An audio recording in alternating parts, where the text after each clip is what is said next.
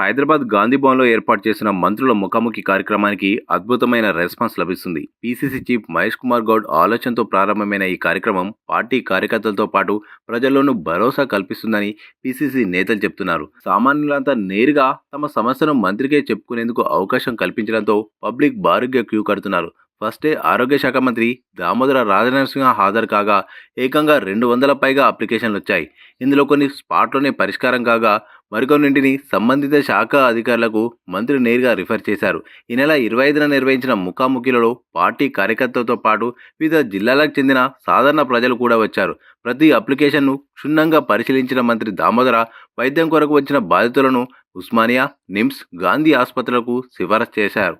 మంత్రుల దృష్టికి వచ్చిన ప్రతి అప్లికేషన్ను ఎంట్రీ చేస్తున్న ప్రత్యేక స్టాఫ్ పరిష్కారం కోసం ఫాలో అప్ కూడా చేస్తుందని టీపీసీసీ పేర్కొంది.